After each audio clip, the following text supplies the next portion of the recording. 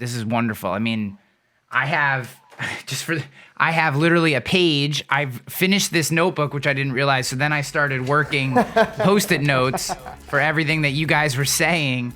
And I'll be selling this as a 3-part ebook that you can buy and consider that financing for Rogue Risk. So I'm just kidding.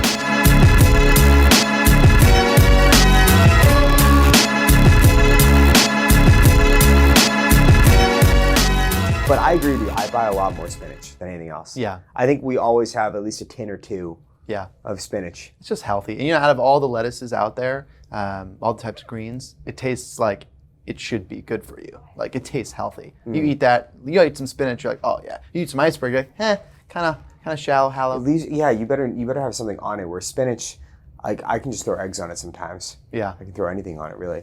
But more often than not, I just microwave it. Just speed. Smart. A minute. It's kind of bland. You got to really add to it. Whereas like garlic and onion, I mean. Yeah. What else do you need? No, you might not need anything else. Dracula. So, what was your personal best this week? Definitely celebrating my birthday with my family down in Maryland. We flew down. Parker's first flight was a huge success.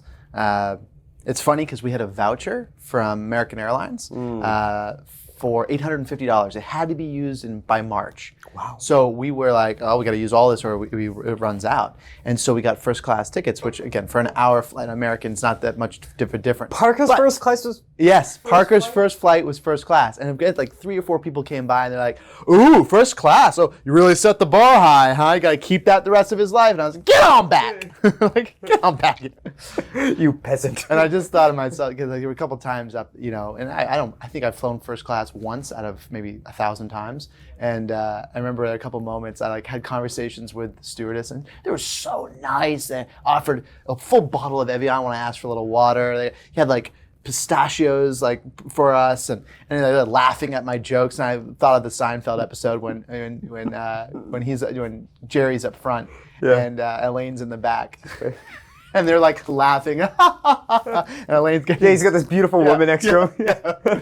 Well, anyways, it was a great time. And I loved Parker dealt with the flight really well. I was happy about that. Sadie did a great job all weekend, attending to that and making sure he was, the timelines were right. And my folks just playing with him for 2 days was just cool. The best birthday present I could ask for. So it's cool. I think a lot of things off that. But first thing I think is, if you bought a first class ticket and you're sitting next to people with a baby, you're probably like, come on. Yeah, Come on. At one moment he started crying. It only lasted 10 seconds, so thank God. But he started crying and I was like, oh no. These people spent a lot of money for this. Right? Were the first class seats nice? Yeah. They were wide. There were good armrests, a lot of leg room. I've never sat first class. One time I did before, but it was because there was an empty seat, and I was the last one on the flight. They're like, "Hey, they were in a good mood. You want to upgrade?" Wow. That was it. It's really worth. I wouldn't say it's worth it financially, but it's definitely an upgrade. Well, to our clients who are listening, when we come down and see you, or if you ever want to give me my first class experience, you'd be the first. That creates the first for you. I shall accept automatically. Yeah, but don't be like Jerry. Have both of us involved in that experience. Yeah, that's a key caveat. You're buying 2 first class tickets, not 1. Yeah, okay. On that, what was your personal best? Yeah, personal best. Personal best of mine is a little bit of a story, and it involves Emma. I've already referenced the story to you, but I'll tell it to the crew. So, Emma was by herself for about 30 seconds with KG. KG was just getting ready to go get Mason at daycare. And in those 30 seconds, Emma managed to grab a heart-shaped jewel and shove it up her nose so far. And then she was hysterically crying, and then Kristen called me and said, we're going to the doctor's ASAP. You need to be there. It's an emergency. So I show up, put the flashlight up her nose. Sure enough, you can see the ornament, or not ornament, that would be a different story. You can see the heart-shaped jewel way up there. And we went into the triage nurse, and the triage nurse said to us, doctor's about an hour and 45 wait. You can wait, no problem. Or I can teach you a little secret. You can try something. And to that's what you always say yes. So she said, you block one side, the side that the side, I keep saying ornament, the side the jewel or whatever your child stuffs up your nose is not. You block the other side, so that side's open. You open their mouth and you blow as hard as you can in. And I did it. First time, nothing. Emma just laughed in my face. Second time, I saw some movement. And third time, I blew as hard as I possibly could into her mouth. And the amount of snot that expelled onto my body, it looked like Emma had never blown her nose in her entire life. Kristen was on the floor laughing. KG was just hysterically laughing. And I turned to her with the triage nurse behind me. KG's on the floor laughing. Emma's laughing. And I spit out the heart-shaped jewel because it was in my mouth. Oh. It was one of those moments, Matt, where like I earned my dad card. Yeah. I earned my dad card. That was a year's worth of karma points. Yeah. Yeah. I will be sick. But it only, you will be sick, 100%. No way to avoid that. And we talked about that, like you directly ingested everything she had. Yes. But I would say that you saved an hour and a half of everyone's life involved. Yeah. You know, it would have taken a long time. You would have been late to an event. You know, Kristen would have gotten home late, put Emma to bed late. A lot of things would have happened that would have been very negative. And we were going out. It was I know. So like you and I had a night out with some realtors and some lenders. And you cleaned up great. There was no snot on your face when you showed up. Yeah. I actually took a shower before. Thank you. Yeah, it was just, it's not a good scene. Like, I don't care what you do, there's not enough soap in the world to get it out of your beard without doing a full shower. Yeah. So I did a full body shower just in case. Yeah. But I will say, seeing Kristen look at Emma and saying, Emma, did Daddy save the day? And Emma was just like, big thumbs up. Yeah. I love that. It's a good move. Well, hopefully you don't have to do that again, but it definitely must have felt pretty good when it was completed. It was maybe awesome. Not the snot, but definitely the success of the experience. When I was wearing her snot and tasting her jewel, I felt right. Yeah, everything felt right. So coming back around, moving from that easy transition into today's dialogue. Yeah. So the beginning of the show started off with a clip from Ryan Hanley, and it was part of the collaboration that you, myself, Ryan, and Grant Botma had last week, which we absolutely loved. It was so much fun. It was the first of many, and we really enjoyed their company and their thoughts and their what they shared, their opinions. The four of us got together. We did a Zoom call, video call, and we really hit on a ton of different topics. Yes. Out of those topics, we isolated really three things that we both agreed would be good to kind of expand on and discuss. Yeah, and so some disclaimers before we get started. The entire conversation we're hosting right now on YouTube, and we're unsure where we're going to be hosting that in the future. Ryan, Grant, you and I are going to be talking about what's the most effective strategy if you want to watch the whole conversation. The whole conversation is typically going to be about an hour. And what we want to do in this podcast and our podcast is really bring out a couple of the meatiest points and you and I just talk about it. So that's what this podcast is serving, but you can find the full conversation online with video. Yeah, well said.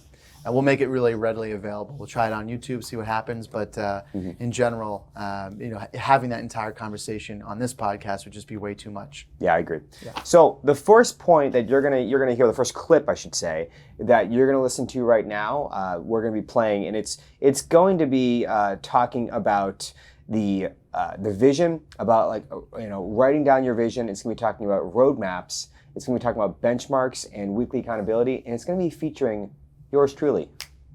The ginger? The Matt Namoli. Oh. So listen, we'll be right back.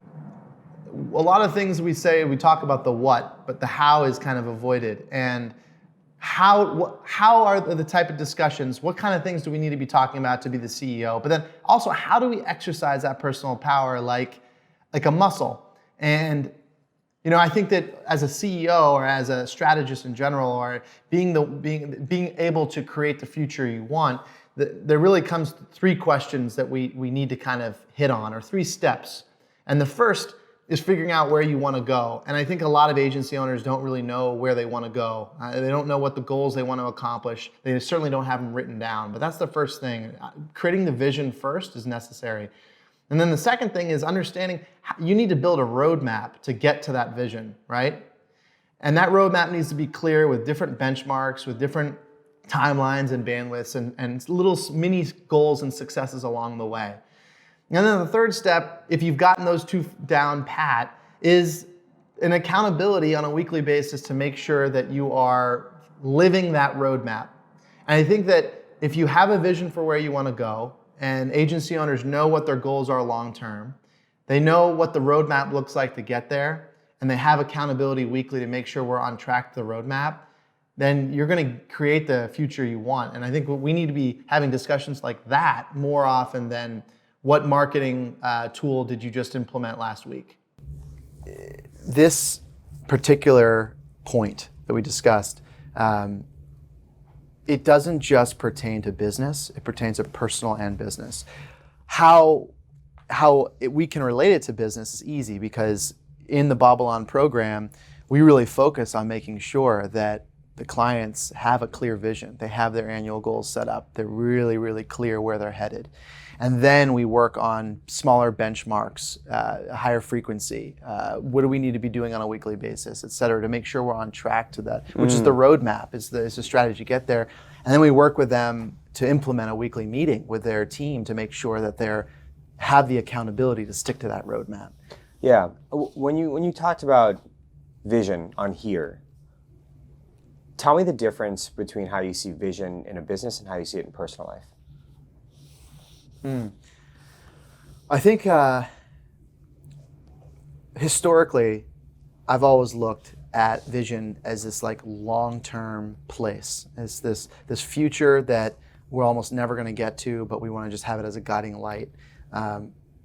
I almost now feel like it's almost a waste. It's you want to live by certain principles and values, but I have a hard time thinking more than a year out. So for me, I think from a business standpoint, having specific goals, 3 to 5 specific goals that your company needs to achieve is the vision for the future. Personally, I don't think there's a huge difference. The only difference I would see is a little bit less strict on the quantitative component of the goals.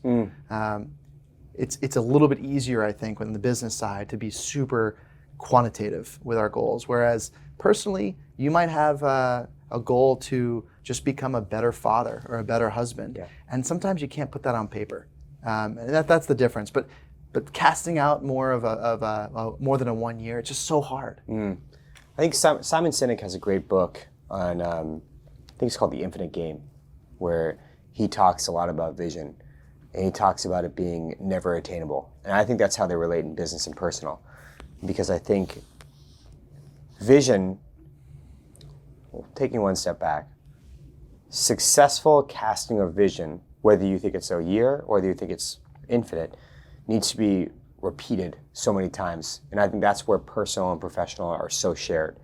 Because if you and Sadie come up with a vision of your future, but you talk about it one time, it's not really a vision you're running towards, right? It's just not. You don't really care about it enough. It's almost a random hope. Bingo. It's the same in business. A flash in the pan. A lot of the clients, when we meet with them the first time, we find out they have a vision crystal clear for the company. It's almost like a map. They can throw a dart on it, but the team doesn't know. And so we really work with our clients. When you went over this clip, like one of the things that I loved about this clip the most was you were talking about a vision and talking about how you need it. And if you don't have it, it's okay. You can adopt someone else's vision. It doesn't have to be completely unique to your own. I think that very few, I think we actually might overstate or assume that a lot more people have a clearly defined vision or goals for where they're headed personally and professionally. I don't think that there's a lot of that being done for a lot of reasons. One, it's hard. You have to sit down and be, really self-aware and really do some reflection, some planning, figure out what's realistic, what's not. It's a lot of work. Yeah. And partly because we just get caught up in the day-to-day. We get caught up in the grind. We get caught up in chaos and all the fires in our personal and professional lives, and we just never make time to actually create the future in our minds. But those that do, statistically have such a better chance of making it there. And people talk about vision boards and whether you have one or not, but at least the concept is that you're putting it on paper for what you want in the future. If you don't get there, all of it, that's fine. But I bet you get a much better chance of getting some of it. That's so well said. It's Zig Ziglar and Jim Rohn to a T. I mean, they always talk about the reason you make a vision or make goals is so you have a chance of getting there. Whereas if you just get in a car and you start driving, good luck. You'll find yourself on some street somewhere. Yeah, right. We talk about that a lot with our clients, and I think what you can take from this clip and what you can take from our conversation is a lot of the vision doesn't have to be perfect. It should be a little bit messy. It should be unsure, but it should be communicated that this is where we're trying to go. And people will follow you if you have a vision. People won't follow you if you don't know where you're going. Yeah. They don't want to be on that ship. Right. Right? Well, there's few that have that clear vision placed out and those annual goals written out and really well defined and communicated to their team. But even if you do that, if you're missing a roadmap or a strategy to accomplish those with a lot of smaller benchmarks or shorter frequency benchmarks, it's really hard to get there. You might hit 1 out of 5, but you're not hitting 3 or 4 out of 5. And then even those that have a good strategy, to not have the accountability, they fall off, right? The people just lose motivation, they lose focus, they figure it out halfway through the year that they're way off track. And the beauty of the system that we run off of and that teaches, it's that you need to have all 3 components. You need to have accountability, you need to have a strategy and roadmap, and you need to know where you're headed. Without one of those, good luck. Yeah, weekly accountability without a vision sounds awful. Yeah. Every single week something just changes. And do you even know why you're keeping track of what you're keeping track of? Right. We know a lot Right. of agencies that keep track of premium and keep track of revenue and keep track of all that kind of jazz. That's great and good. What are you going towards? Or are you just reporting? Because if you don't know what you're going towards, you just might say, bad week last week, what happened? Yeah. Well, are we on track for the year or not? Because if we are, who cares? Yeah. Doesn't matter.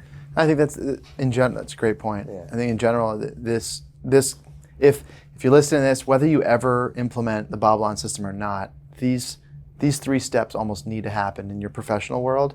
And if they work, they will. If they work, do it in your personal world too, because it'll work.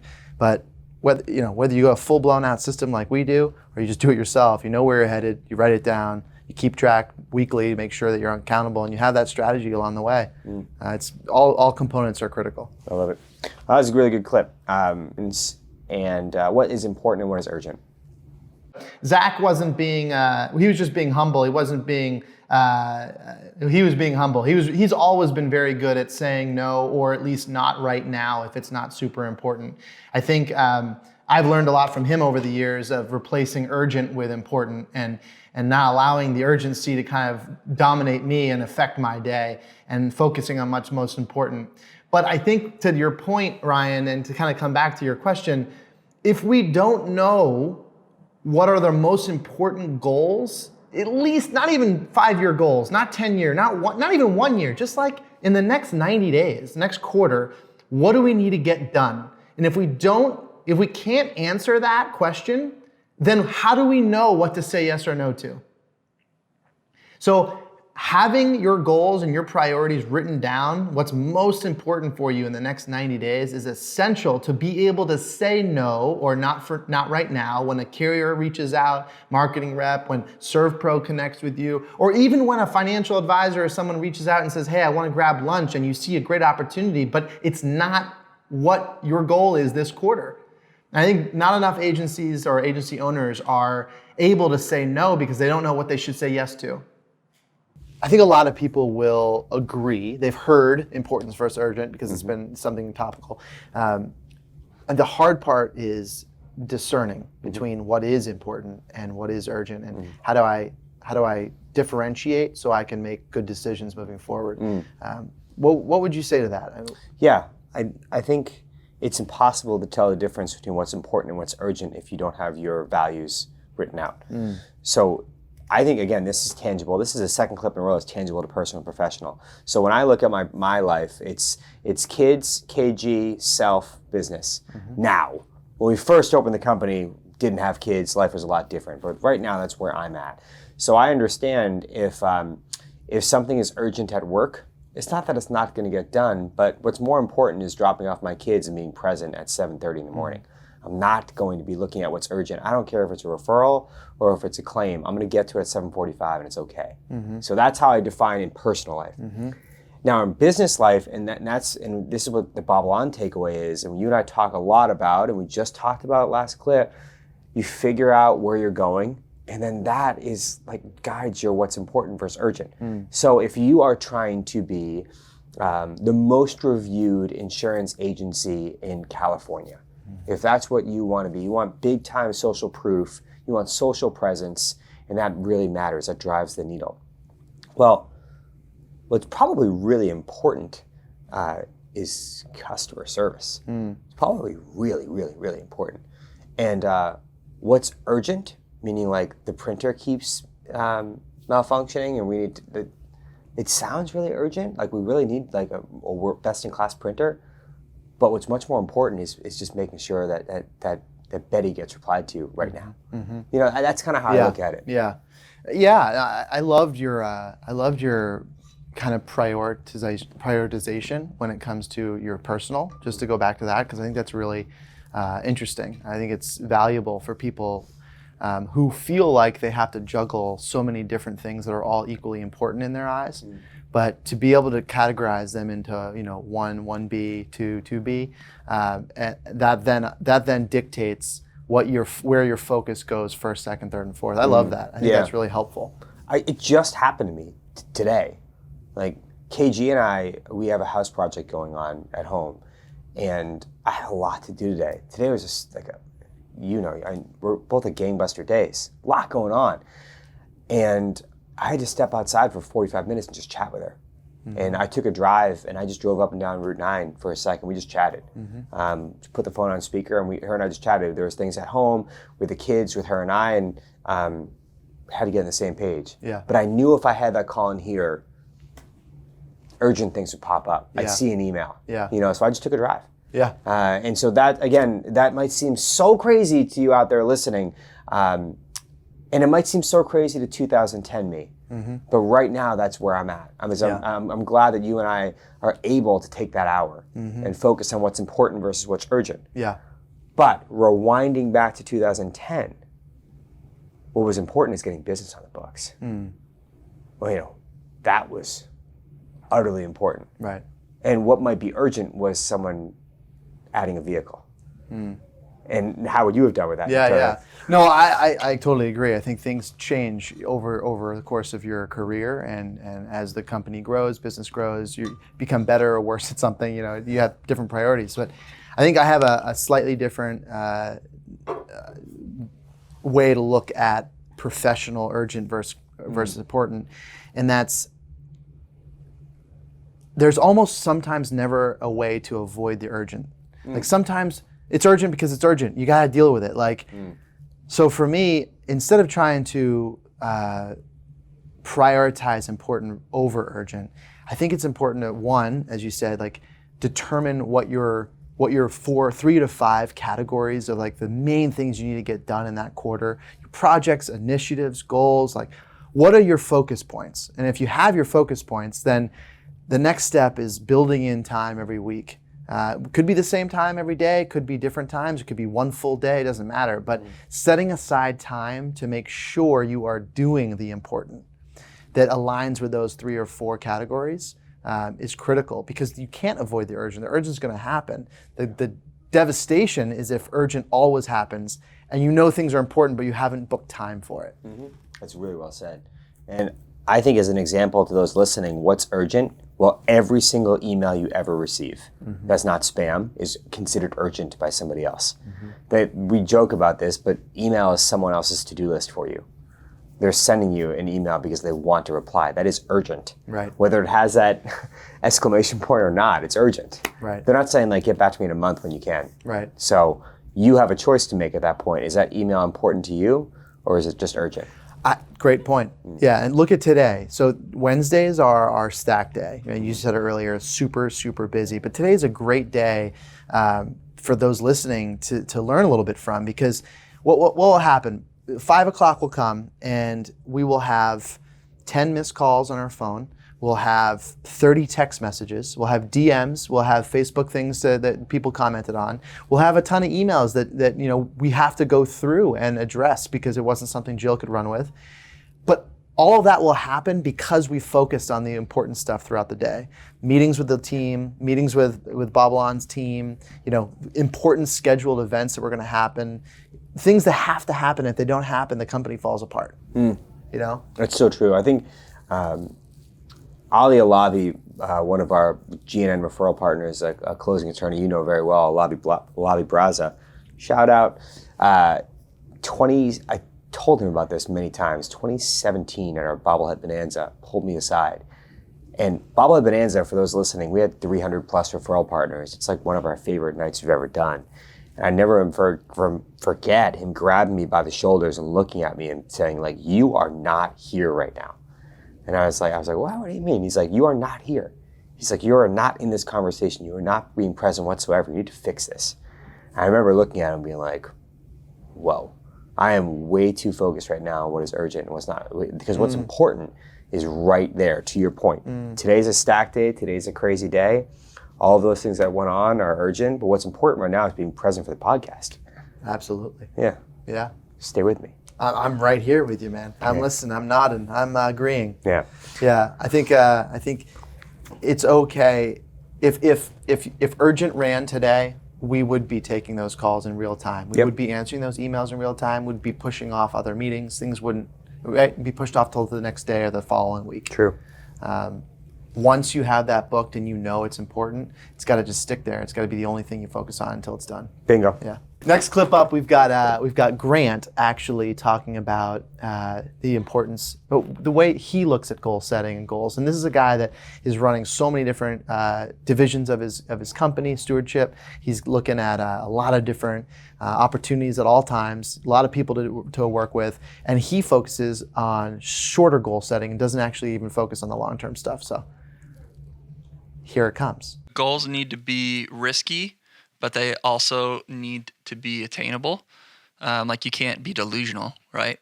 So understanding that they've got to be risky to stretch you is a big deal. And I am 100% on board with what Matt is saying as far as annual and 90-day goals. So much to the point, I don't even write down my annual goals. I know that's not what most people would say, but I just don't do it because life and society moves so fast now that it's basically impossible to act out 100% of those annual goals because things are changing at the speed of light. The 90-day goals, however, I can feel them, I can touch them. As I'm scheduling my day, my week, my month, I can have those 90-day goals in mind. I can have those 90-day goals within reach, and they're a whole lot easier. I also think it's important to understand there are different types of goals. Sure, there might be goals where there's a project that you're trying to create. Sure, there might be goals where there's a milestone that you're trying to reach. But sometimes the goals are just habit goals. Maybe you have a goal, Ryan, of having a habit to schedule out my week on Sunday every week for the next 90 days. And it's a habit tracker that you just track it and decide, I'm going to do that this time so that the next 90 days it's more of a lived out habit, So I think that, I'm literally, as you guys were saying this, I'm like looking over my goals from the previous quarter, and I mean, some of these things I got done and some of them I didn't. And some of them were like really big things, like launch my book. Then the other ones were things like I wanted to make sure I'm praying over my kids every single night, and some of them are marketing goals and different things as well. It's all over the map. But I did not write one that was outside of 90 days because for me, I can't touch it. I can't feel it. I can't see it. And life is going to change likely. Look, I have visions and dreams for further out the 90 days, of course.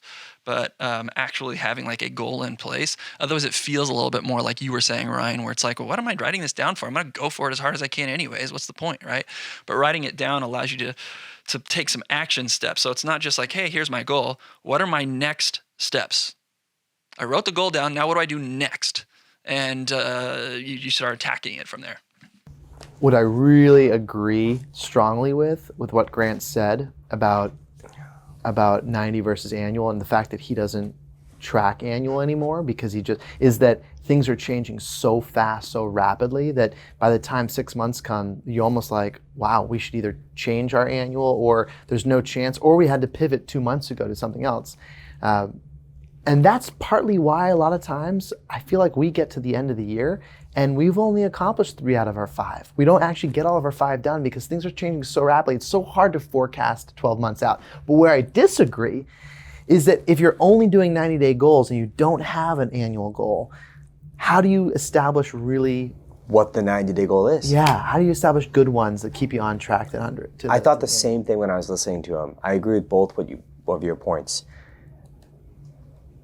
I would say that he does a great job knowing his vision, his purpose, his why, his mission of stewardship. Therefore, 90-day goals will work. This clip is a very interesting one to break down because I think it's very useful if you really have a strong mission. But if you don't have a strong mission, it's challenging to make quarterly goals because you might focus, going back to what we talked about earlier, what's urgent versus what's important. Yeah.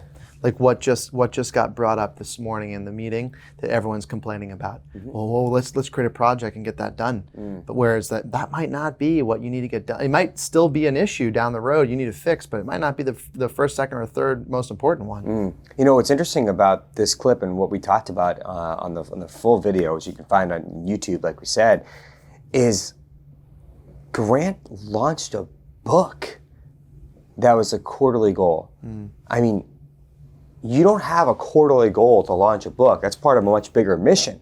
So he clearly has these tied down, but he doesn't like annual goals.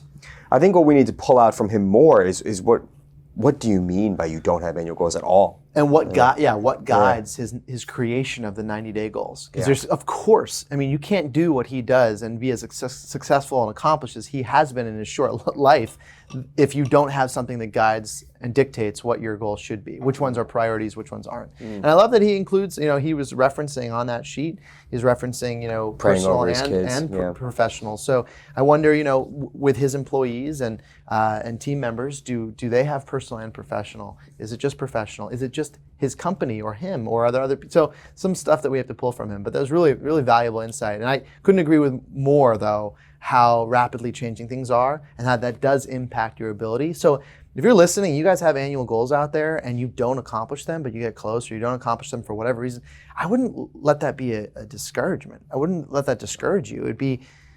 It's probably because it's a full year. It takes a long time and a lot of things can happen.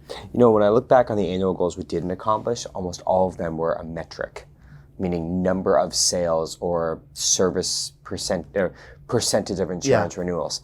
Very few were like, launch this idea. Very few were like, that kind of stuff. Project-based stuff we always got done. Yeah. Because projects is so easy to break up into 90 days. And it's controllable. It's like if you're accountable, I know, Zach, you're going to get it done. If I am, I'm going to get it. I'm not going to let the team down. But if it's a sales goal for the whole team, it's a full year. A lot of times there's so many other forces that impact that. Yeah, someone leaves. Yeah. It's wild. Yeah. It's really, market conditions are not what I focus on because I think you factor in market conditions when you make the goal. But if you have someone leave, everybody listening here has attrition. They have people that's just what happens every single year. So sales goals can be impacted by that because what if it's all hands on deck to do X, Y, and Z because someone left? It's a very interesting one. Project-based goals get done. They just do. So maybe the takeaway from this is if you do create annual goals, focus on project-based ones. Because I bet you Grant does that in his own way. Yeah. And I know we should. I like that. I think it's still really important to track and have something you're shooting for outcomes when it comes to premium and revenue and financials and service retention percentages and whatever, but almost like track that. Don't necessarily set that as if we don't accomplish this, we failed. Like track it so you know where you're headed and if you're headed in the right direction. But you're right, project initiatives and specific, stuff that you can get done. It's there. I mean, I look at one of our projects at GNN. Our goals at GNN is to launch a new website that assists the sales and service process. I already know that's getting done probably by May. It's exciting. It's super exciting. And I would argue that's the right annual goal because it assists other things we're working on. But it's not a quarterly goal. It would be way too rushed. So you make it an annual goal and the project gets done as it gets done and it really works. Now you and I know off the top of our head that our sales goal that we set for this year might be difficult to hit because of unforeseen circumstances at GNN. We're still gonna have probably the best year we've ever had, but we might not make that sales goal. Sure. It's interesting, and we already kind of are feeling that in February. Yeah, absolutely. Maybe we should take that away. Yeah. Thank you, Grant. I like that. Thank you, Grant. Appreciate it. But yeah, I mean, if you're only tracking, let's say, sales production, and you're right. Let's say we have the best year ever when it comes to profits and when it comes to margin growth, when it comes to whatever, right? Or retention of clients or whatever. But that was the one goal that we've declared was really important for sales. Well, then it's like we failed in the sales department, but yet we won in so many other aspects. But everybody has the ability to get raises next year. Like, it doesn't make sense. Yeah. It's an interesting one. Yeah. So thank you, Grant. This is awesome. I wish we could spend time on 10 clips because we would be able to go on for 3 hours. But But you know where you can find it? YouTube. Boom. Yeah, love it. Yeah, but we'll be doing a lot more of these. Give us your feedback on what you thought of this podcast. Let us know, did this one grab you? Did you like the clips, or did you like the long form on YouTube better? Yeah, or how can we tweak it? How can we tweak it moving forward? The pursuit of better. Maybe more of Ryan Hanley's voice modulation. When you watch on YouTube, he has excellent lettuce, really good hair. Oh yeah, and they're both just so tall. I think I could stand on top of you and see eye to eye with Ryan. Yeah. Yeah, I just love in general, the two of them, I think they both exude positivity and optimism. Not just positivity, a lot of people that are positive, but optimism. They're both very optimistic people. So it's hard to leave a conversation and not feel good and jazzed up. So when you get the four of us together, get their perspective, different parts of the country, different experiences and environments, a lot of different projects we're all working on too. No one's working on the same project right now. And I think this is couldn't have picked two better people. BobbleOn.